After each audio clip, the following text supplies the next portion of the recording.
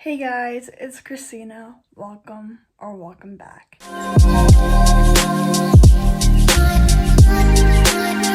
I just thought by the title of today's video, we're going to be talking about my rating system, and I have like a list made, but obviously it's going to change by genre or kind of book. So we're going to get my computer and get that list out, and then also talk about how it might differentiate from other genres. So we're going to start from the bottom and then go to the top. I'm going by the 1 to 5 star rating, but obviously in the past I've given half ratings, I've given 0.25, I gave 0.75. Obviously it might differentiate between books, but this is the general consensus that I've gone to when it comes to my star rating for books. So the first one is obviously 1-star books, and that probably means I DNF'd it, and if I didn't, I hated every second of that book, and it probably took me forever to finish it if I did in fact finish it, and I probably will never talk about that book on here or to anybody unless I just finished it and there's somebody there that I need to complain to, basically. Sometimes, if it is a DNF,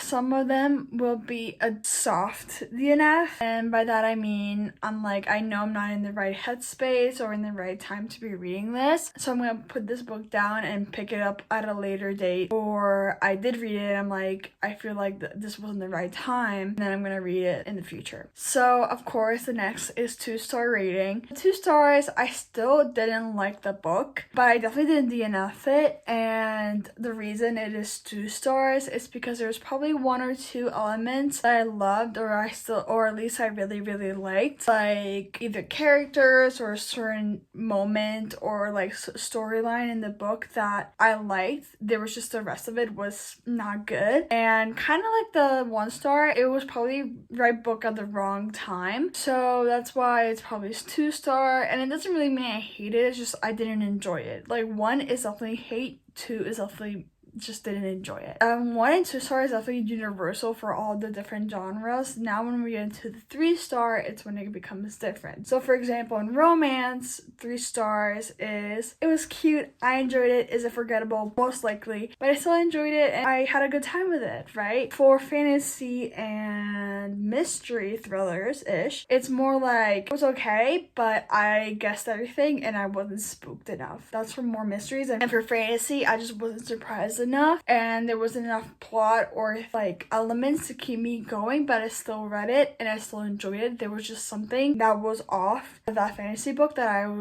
it was hard for me to read. Also, some fantasy books, unless I know where they were going with it, if it's hard for me to read and understand, that also knocks down a few stars. And then for 4 stars, again, romance is more like I really like this, but there's something that I'm missing and I don't know what it is, or I do know what it is and it just wasn't in the book, and that's okay. Or like plain and simple, I just think it's 5-star feeling with romance, and also maybe because of something a character did that I just didn't sit right with me, or something like a hole in the plot or something like that will make me go down for the stars. And in mysteries, it's more like either I wasn't spooked enough or I could guess at least one of the plot twists. Again, the same with 3 stars, but it's not as bad. Like maybe it was like part of the plot twist instead of the whole thing. By the way, for me, the spook part, it doesn't really count for it much because I get spooked pretty easily. That's why I only read them during the daytime, but that's besides the point.